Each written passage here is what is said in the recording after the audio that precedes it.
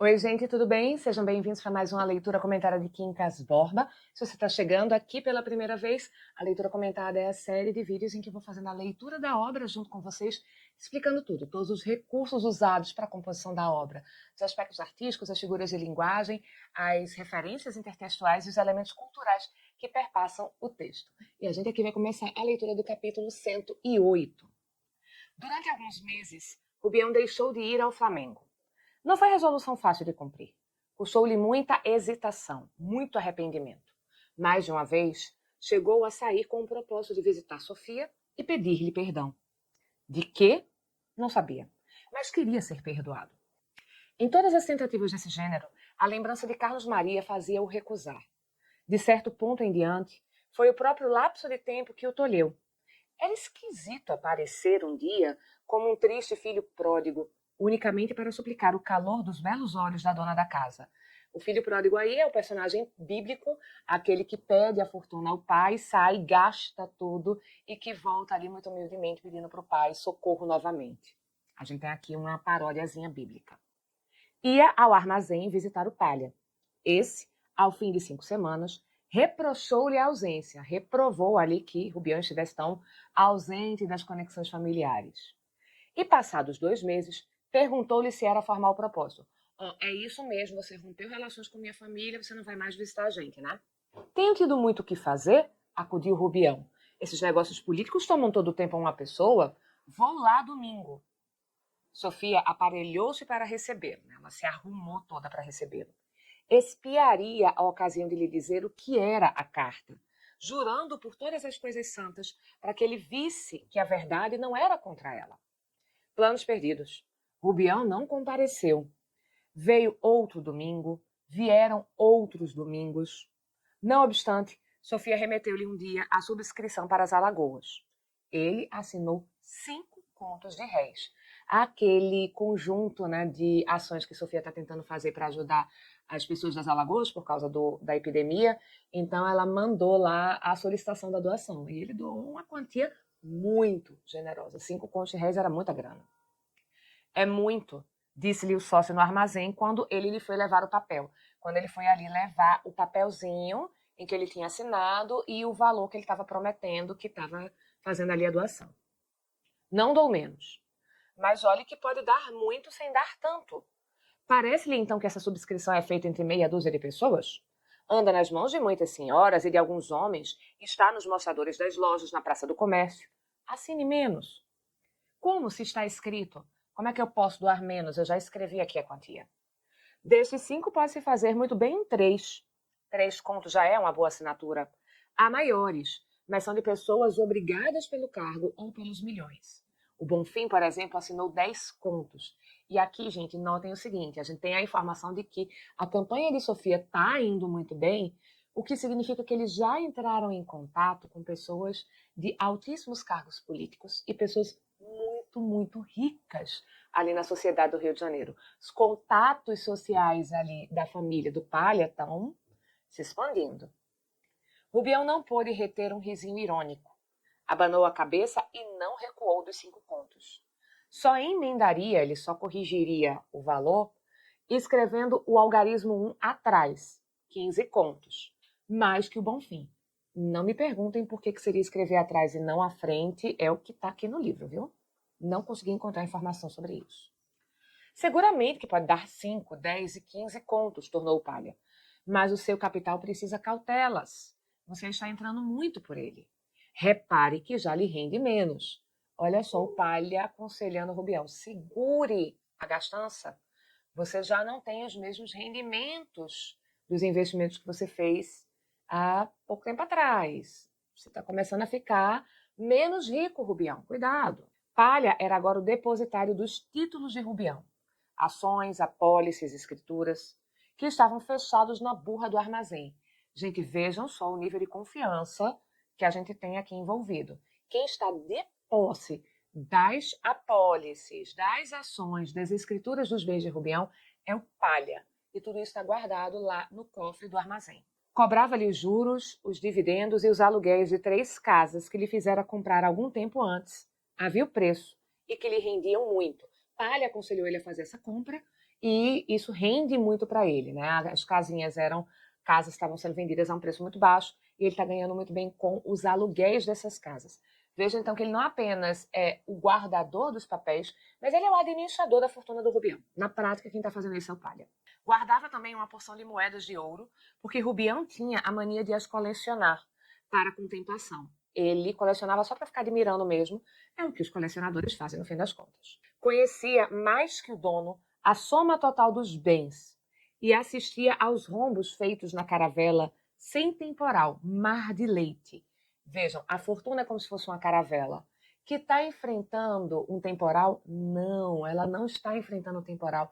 O mar é um mar de leite, está num período muito bom. Só que nesse tempo muito bom, nesse período muito bom, ao invés de fazer essa fortuna aumentar, o Bião está gastando, ele está criando rombos nesse casco. E aí, no momento em que a gente não tenha tempo bom, esse barco vai afundar. Aliás, mesmo num tempo bom, dependendo do quanto você castigue esse casco desse navio, esse dinheiro vai embora. 3 contos bastavam, insistiu ele, e provou a sinceridade pelo fato de ser justamente marido da fundadora da comissão. O Palha tinha interesse de fazer com que Sofia conseguisse muitas doações vultosas, né? Isso faria com que ela tivesse uma imagem social cada vez mais positiva. Mas ele tem também duplo interesse, porque ele não está administrando os bens do Rubião de graça. Então, quanto melhor administrador ele for, melhor para ele também. Você desculpe, disse-lhe ao cabo de alguns instantes. Mas para que os quer? Não está certo que vai perdê-los ou arriscá-los ao menos? Rubião riu da objeção. Se eu estivesse certo de que os perdia, não vinha buscá-los. Pode ser arriscado, mas não é sem arriscar que se ganha. Preciso deles para um negócio. Quero dizer, 3 negócios. 2 são empréstimos seguros e não passam de 1,5 conto. Os 8 contos e 500 são para uma empresa. Por que abana a cabeça se não sabe de que se trata? Por isso mesmo. Se você me consultasse, se me dissesse que empresa e que pessoas eram, eu veria logo se podia arriscar-se. E receio muito que nada preste, a não ser o dinheiro que se perder. Lembra-se das ações daquela Companhia União dos Capitais Honestos? Disse-lhe logo que esse título era enfático, um modo de embair, de enganar a gente e dar emprego a sujeitos necessitados. Você não quis crer e caiu. As ações estão por baixo e já este semestre não há dividendos, ele não vai conseguir lucrar nada. E, gente, olha o nome da empresa em que o Rubião inventou de investir. Companhia União dos Capitais Honestos. Cara, o golpe tá aí, só cai quem quer. E o Rubião quis. Pois venda justamente essas ações, contento-me com o sólido. Ou então, dê-me da caixa da nossa casa, do nosso negócio. Passo logo por aqui, se você quiser, ou mande-me lá ao Botafogo. Calcione uns apólices, se lhe parecer melhor. Venda algumas apólices, se você achar que isso é melhor. Não faço nada. Não dou os 10 contos. Atalhou fogosamente o Palha, né? Ardorosamente. Basta lhe ceder a tudo. O meu dever é resistir. Empréstimos seguros? Que empréstimos são esses? Não vê que lhe levam dinheiro e não lhe pagam as dívidas? Sujeitos que vão ao ponto de jantar diariamente com o próprio credor, como um tal Carneiro que lá tenho visto. Dos outros não sei se lhe devem. Também. É possível que sim. Vejo que é demais. Falo-lhe por ser amigo. Não dirá algum dia que não foi avisado em tempo. De que há de viver se estragar o que possui? A nossa casa pode cair. Não cai, acudiu Rubião. Pode cair, tudo pode cair. Eu vi cair o banqueiro Souto em 1864. Gente, era uma personalidade histórica, realmente existia esse banqueiro, tá? E notem que o pai está agindo quase que como um pai aqui, né? Cuidando dos interesses financeiros do filho, dizendo: não vou dar mesada para você comprar essa besteira, não. Você vai guardar esse dinheiro para uma coisa mais importante.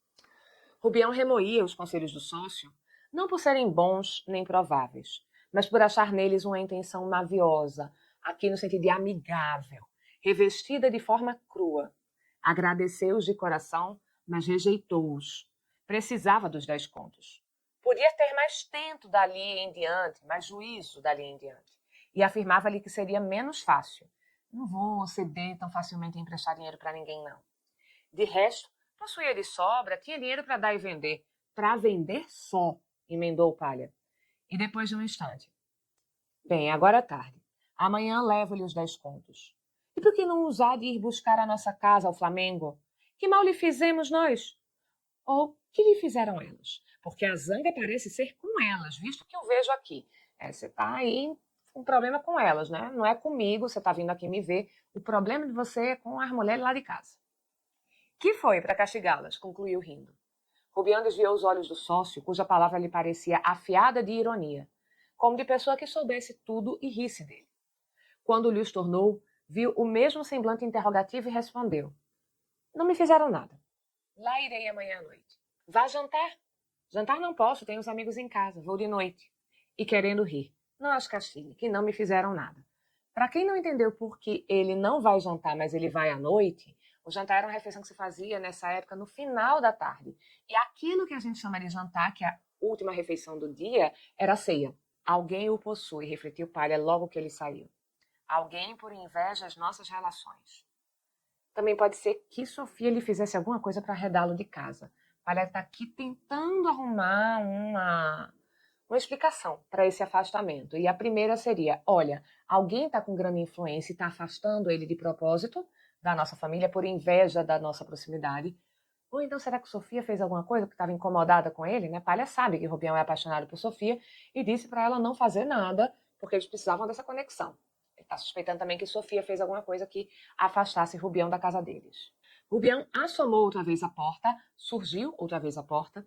Não tivera tempo de chegar à esquina. Voltava para dizer que precisava do dinheiro cedo.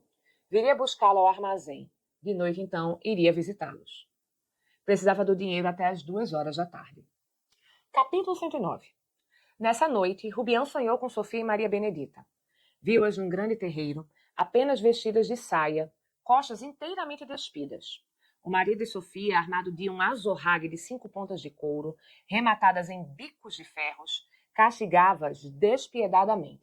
Então, sem piedade nenhuma, ele pegava esse chicote que tem 5 tiras de couro na ponta, e em cada uma dessas 5 tiras, a gente tem a pontinha com uma pontinha de ferro, né? Um bicozinho de ferro.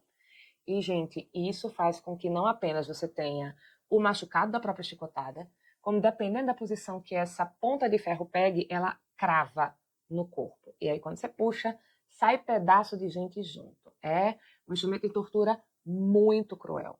Elas gritavam, pediam misericórdia, torciam-se alagadas em sangue. As carnes caíam-lhes aos bocados. Agora, por que razão Sofia era imperatriz Eugênia e Maria Benedita uma aia sua, é o que não sei dizer com exatidão. A imperatriz Maria Eugênia era a esposa de Luís III, sobrinho de Napoleão e que foi imperador da França. São sonhos, sonhos penserosos, exclamava um personagem do nosso Álvares de Azevedo. Penseroso é um personagem do Macário, tá, gente? Que é a peça de teatro do Álvares de Azevedo, que tem a presença ali de um personagem que vai ser o próprio diabo encarnado. E o Penseroso é um personagem que, numa situação de muito desespero, ele tira a própria vida, tá? Mas eu prefiro a reflexão do velho Polônios, acabando de ouvir uma fala tresloucada de Hamlet. Então, você já sabe aí, são 2 personagens da peça do Shakespeare. Hamlet é um personagem que vai perdendo a razão ao longo da história, ele vai enlouquecendo, e o Polônios, diante de uma dessas falas sem sentido, insanas do Hamlet, vai dizer, desvario, né? Loucura, embora lá tenha seu método. Quer dizer, existe uma coerência interna diante da loucura ali do Hamlet. Também há método aqui nessa mistura de Sofia e Eugênia. Tem alguma lógica. E ainda há método no que ele seguiu e que parece mais extravagante. Sim. Rubião, indignado, mandou logo cessar o castigo, enforcar o Palha e recolher as vítimas. Uma delas, Sofia, aceitou um lugar na carruagem aberta que esperava pelo Rubião. E lá foram a galope. Ela, garrida, elegante e sã, então ela já não tem mais nenhuma das marcas da tortura. Ele, glorioso e dominador. Os cavalos, que eram 2 à saída, eram daí a pouco 8, 4 belas parelhas. Então, no momento em que eles partiram, eram só 2 cavalos, mas de repente, magia de sonho, né? São ali 8 cavalos, 4 pares de cavalos puxando essa carruagem. Ruas e janelas cheias de gente, flores chovendo em cima deles, aclamações. Rubião sentia que era o imperador Luís Napoleão. O cachorro ia no carro, aos pés de Sofia. Tudo acabou sem fim nem fracasso. Rubião abriu os olhos, talvez alguma pulga o mordeu, qualquer coisa. Sonhos, sonhos, Penseroso. Ainda agora prefiro o dito de Polônios. Desvario embora, lá tem seu método. E, gente, nota aqui uma coisa.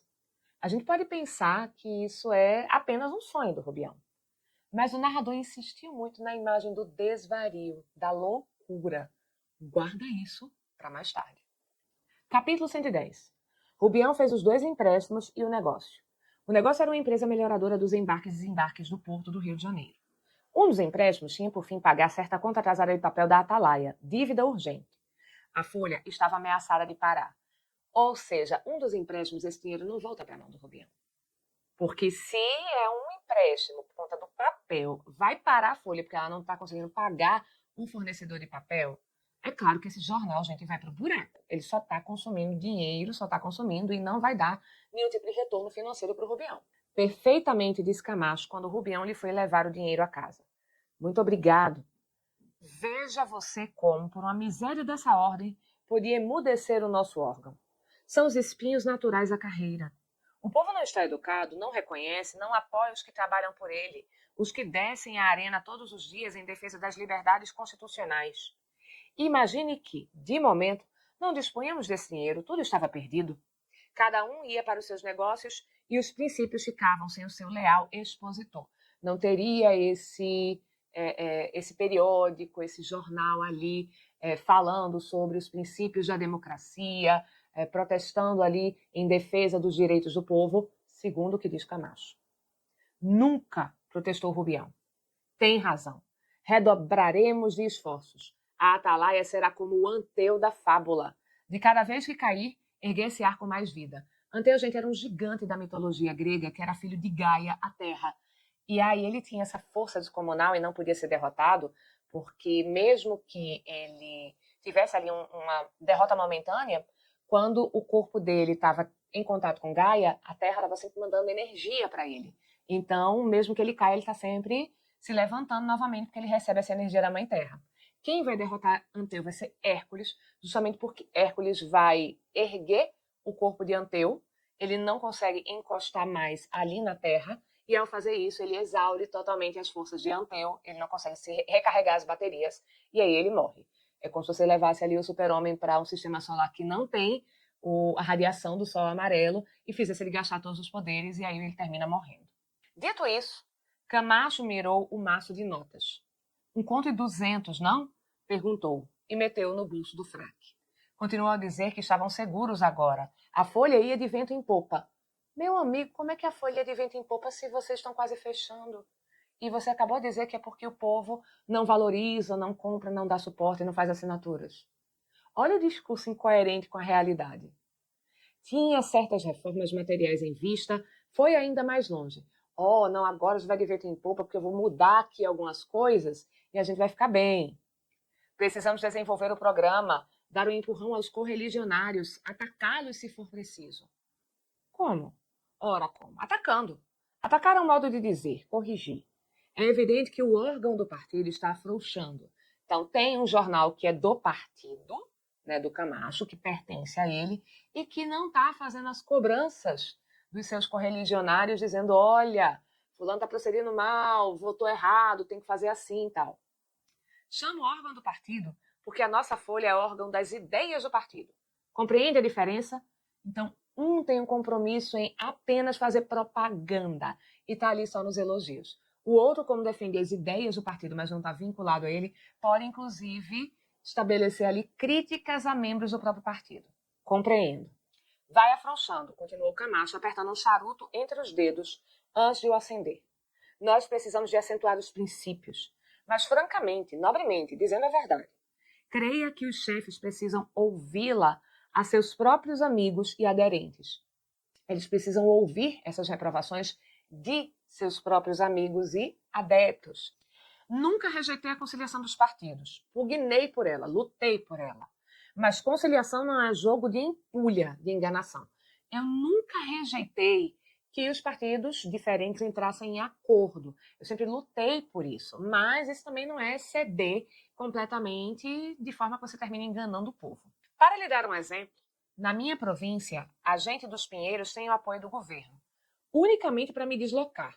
E os meus correligionários da corte, em vez de a combater, visto que o governo lhe dá força, que pensa que fazem. Dão também apoio aos pinheiros. E aqui nota uma informação importante sobre a posição política do Camacho. Ele sempre alardeia de ser uma pessoa ali influente, mas o fato é que ele não tem poder político nem mesmo na terra natal dele. Quem tem poder político são os pinheiros, que são apoiados pelo próprio partido do Camacho. É essa figura aí, gente, que ninguém dá bola no jogo da política nacional nesse período. Tem ao menos alguma influência os pinheiros? Nenhuma, respondeu Camacho, fechando violentamente a caixa de fósforos que ia abrir. Há um réu de polícia entre eles, e há outro que até foi aprendiz de barbeiro. Matriculou-se, é verdade, na Faculdade do Recife, creio que em 1855, por morte do padrinho que lhe deixou alguma coisa. Mas tal é o escândalo da carreira desse homem, que logo depois de receber o diploma de bacharel, entrou na Assembleia Provincial. É uma besta, e tão bacharel como eu sou papa. Mas peraí, eles não têm nenhuma influência, eles recebem ali apoio do governo? De novo, Camacho com discursos incoerentes aqui, olhem só. Entenderam-se sobre as modificações políticas da Folha. Camacho lembrou ao Rubião que a candidatura deste naufragara por causa justamente da oposição dos chefes. Então, aquele plano que o Camacho tinha feito, e dizendo para o Rubião que sim, ele ia se tornar ali um membro da classe política, ia conseguir a eleição e tal, foi para o beleléu. E notem a metáfora que foi usada aqui, naufragar. A metáfora que o Palha está ali usando, né? A imagem que ele está formulando para a fortuna do Rubião é de uma caravela que está sendo esburacada. De alguns emendou logo. Rubião concordou. Assim lhe tinha dito o amigo em tempo. E a lembrança aviou o ressentimento do desastre. Então, Rubião concordou com o que ele estava dizendo dos chefes e ele teve um aviso prévio do Camacho de que não vai rolar a sua candidatura. E esse aviso de um amigo consolou ele um pouquinho mais, tira um pouco do ressentimento de não ter recebido essa indicação. Podia, devia estar na Câmara. Os tais é que o não quiseram, mas haviam de ver, pensava Rubião. Tinham de amargar o mal feito. Deputado, senador, ministro, vê-lo-iam tudo com olhos tortos e espantados. A cabeça do nosso amigo, tanto que o outro lhe pôs a faísca, foi ardendo de si mesma, não por ódio nem inveja, mas de ambição ingênua, de cordial certeza, visão antecipada e deslumbrante das grandezas. Essa, inclusive, sequência, gente, deputado, senador, ministro, é a sequência das parcas e superficiais ambições que o Brás Cubas teve na vida dele. E tanto o Brás Cubas quanto o Rubião, quando eles pensam nessa carreira política, em nenhum momento é porque eles querem construir alguma coisa, porque eles têm ideias para a melhoria do país. Nada, eles só querem o reconhecimento social. Lembre-se que o Rubião, ele teve capítulos atrás esse impulso para a política quando ele vê que tem um cara aqui que está sendo mais aclamado que eu na rua porque a carruagem dele é maior, porque ele tem batedores nessa carruagem. É a vaidade que está movendo o Rubião. Não é nenhuma ambição porque ele realmente se interesse por política ou queira fazer alguma coisa pelo país. Camacho estimou achá-lo de acordo. A nossa gente é de igual opinião, disse ele. Creio que não faz mal uma pequena ameaça aos amigos.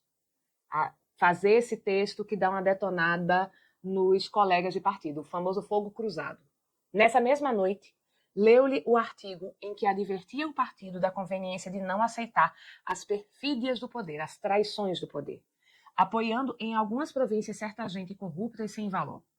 Eis aqui a conclusão. O texto é mais longo, mas o narrador só dá para a gente a conclusão. Os partidos devem ser unidos e disciplinados. Há quem pretenda, espantoso dizer, só que ele usou a frase em latim, mirabile dicto, que essa disciplina e união não podem ir ao ponto de rejeitar os benefícios que caem das mãos dos adversários. Risum tenatis, contereis o riso, né? Contenham o riso, está estimulando a gente. Olha, a segunda frase em latim desse trechinho. Quem pode proferir tal blasfêmia sem que lhe tremam as carnes? Mas suponhamos que assim seja, que a oposição possa, uma ou outra vez, fechar os olhos aos desmandos do governo, à postergação das leis, aos excessos da autoridade, à perversidade e aos sofismas. Sofisma, gente, é um raciocínio que é falso, mas que é construído com aparência de verdadeiro. Que inde, e daí? Tais casos, aliás raros, só podiam ser admitidos quando favorecessem os elementos bons, não os maus. Gente, assim, você transigir do que é certo não deveria ser nem mesmo para favorecer os bons. Você não deve fazer isso. Cada partido tem os seus díscolos e sicofantas, seus dissidentes e caluniadores. É interesse dos nossos adversários ver-nos afrouxar a troco da animação dada à parte corrupta do partido.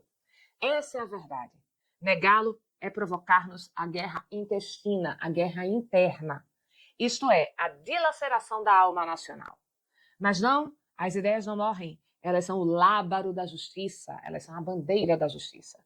Os vendilhões serão expulsos do templo. Ficarão os crentes e os puros, os que põem acima dos interesses mesquinhos, locais e passageiros, a vitória indefectível, a vitória completa dos princípios. Tudo que não for isso, ter-nos-á contra si.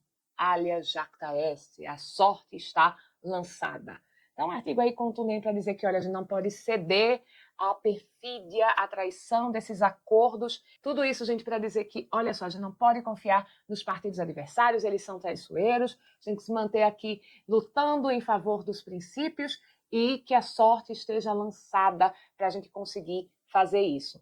E notem aqui, gente, a referência de vendilhões. Esses vão ser expulsos do templo. É mais uma referência bíblica. Os vendilhões do templo são os mercadores que no Novo Testamento são expulsos por Cristo quando ele está lá em Jerusalém. Eles são mercadores ali de objetos que estão relacionados à fé. E então a gente tem uma associação entre a ação política e a fé. E aqueles que fazem acordos políticos como vendilhões do templo, tá? Capítulo 111. Rubião aplaudiu o artigo. Achava-o excelente. Talvez pouco enérgico, né? Precisaria de mais acidez na crítica.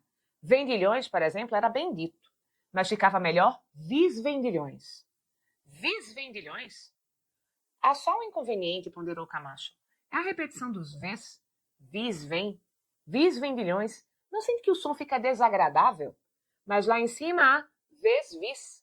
Então, antes da conclusão, que foi o que a gente leu, em algum parágrafo anterior, tinha essa expressão. Vaevix. Mas é uma frase latina. Podemos arranjar outra coisa, vis mercadores. E antes de avançar aqui nessa discussão estilística, né, que é o que eles terminam efetivamente trocando de ideia, por que é que o Camacho usou tantas frases latinas? Para quê, né, gente? Para mostrar que sabe. É uma questão aí de um recurso de construção de uma imagem de autoridade. Eu sei latim, então eu sou uma pessoa culta e, portanto, eu sei do que eu estou falando quando eu estou fazendo essa crítica. Você deve respeitar a minha intelectualidade. Vis mercadores é bom. Contudo, mercadores não têm a força de vendilhões. Então, por que não deixa vis vendilhões? Vis vendilhões é forte. Ninguém repara no som. Olhe, eu nunca dou por isso. Gosto de energia. Vis vendilhões. Vis vendilhões. Vis vendilhões. Repetiu Camacho a meia voz. Já estou achando melhor. Vis vendilhões. Aceito. Concluiu emendado. E releu. Os vis vendilhões serão expulsos do templo, ficarão os crentes e os puros, os que põem acima dos interesses mesquinhos, locais e passageiros, a vitória indefectível dos princípios. Tudo que não for isso, ter-nos-á contra si. Alia jacta est. Muito bem, disse Rubião, sentindo-se algum tanto autor do artigo. Parece-lhe bem? Perguntou Camacho sorrindo. Há pessoas que ainda me acham no estilo a frescura do meu tempo de estudante. Não sei. Não digo nada. A disposição, sim, é a mesma. Hei de castigá-los. Havemos de castigá-los. Olha a ideia do castigo voltando aqui, né? Em outro aspecto. Capítulo 112. Aqui é que eu quisera ter dado a este livro o método de tantos outros, velhos todos, em que a matéria do capítulo era posta no sumário. De como aconteceu isso, assim e mais assim. Aí está Bernardino Ribeiro, aí estão outros livros gloriosos. Das línguas estranhas, sem querer subir a Cervantes nem a rebelar, bastavam-me Field e Smollett, muitos capítulos dos quais só pelo sumário estão lidos. Pegai então Jones, livro 4, capítulo 1. Lede este título, contendo 5 folhas de papel. É claro, é simples, não engana ninguém. São 5 folhas, mais nada. Quem não quer, não lê, e quem quer, lê. Para os últimos é que o autor concluiu obsequiosamente. E agora, sem mais prefácio, vamos ao seguinte capítulo. E eu preciso fazer uma observação aqui sobre essa lista de escritores que foram colocadas nesse capítulo. Gente, eles têm uma coisa em comum. Cervantes, que é o Miguel Cervantes, da literatura espanhola, o Rabelais, que é François Rabelais, da França, o Henry Fielding, que é um escritor britânico, e o Smollett, gente, é Tobias, o primeiro nome dele. É ali do Reino Unido, mas ele de raiz ali é escocês. Todos esses escritores, eles são reconhecidos pelos textos de caráter parodístico, pelos textos de caráter satírico e pelo humor, tá? Não é à toa que essa lista contém esses escritores, tá? E principalmente começando pelo Cervantes, em que a gente tem um personagem desconectado da realidade, que acredita ali que a realidade é muito diferente do que ele vê, que se crê essa figura pura, que está lutando por um mundo melhor, tá? Não é à toa que ele está sendo citado aqui. Mas vamos seguir. Capítulo 113. Se tal fosse o método deste livro, eis aqui um título que explicaria tudo. De como Rubião, satisfeito da emenda no artigo, tantas frases compôs e ruminou, que acabou por escrever todos os livros que lera. Rubião aí, pensando nas frases famosas e como elas ficariam melhores assim, assim, assim. De novo, a vaidade de Rubião e como ele começa a se sentir autor desses textos, porque ele está se sentindo superior a esses grandes escritores. Ele acha que ele consegue fazer frases mais sonoras e mais interessantes do que os grandes escritores clássicos da literatura mundial. Lá haverá leitor a quem só isso não bastasse. Naturalmente quereria toda a análise da operação mental do nosso homem, sem advertir que, para tanto, não chegariam às 5 folhas de papel de Fielding, sem refletir que não seriam suficientes, ele teria que passar muito mais páginas escrevendo. Há um abismo entre a primeira frase de que Rubião era coautor até a autoria de todas as obras lidas por ele. É certo que o que mais lhe custou foi ir da frase ao primeiro livro. Desde em diante, a carreira fez-se rápida. Não importa. A análise seria ainda assim longa e fastidiosa, né? Enfadonha, entediante. O melhor de tudo é deixar só isso. Durante alguns minutos, Rubião se teve por autor de muitas obras alheias. Capítulo 114. Ao contrário, não sei se o capítulo que segue poderia estar todo no título. E aqui, gente, temos uma característica muito típica de Machado na segunda fase, que são todas as reflexões de caráter metalinguístico. Embora ele diga que está fazendo uma coisa muito diferente do que faz a obra do Fielding, porque não daria conta da expectativa do leitor, não daria ali as 5 páginas, ele está falando o tempo todo sobre essa metalinguagem que está contido no título daquele capítulo do Tom Jones, que ele fez referência. Então, aqui a gente tem esse narrador intruso que se mete na narrativa e que fala sobre o próprio processo de composição do livro. E em que ele diz claramente que não vai contar tudo o que ele sabe para a gente. Que ele está ali sofreando informações e manipulando o processo de leitura e de apreensão que a gente tem dessa história. A gente vai ficar nesse vídeo por aqui. E se você chegou, gente, até aqui, é porque esse material está colaborando com você. Então, por favor, não deixe de curtir, de compartilhar, de dar um hype no vídeo. Se você ainda não é inscrito no canal, se inscreva e considere deixar o seu apoio, que você pode fazer usando o botão Valeu Demais, usando os nossos links da Amazon para fazer as suas compras. E assim você ajuda o canal e não tem nenhum gasto a mais por isso. Muito obrigada pela companhia, um beijo e até a próxima.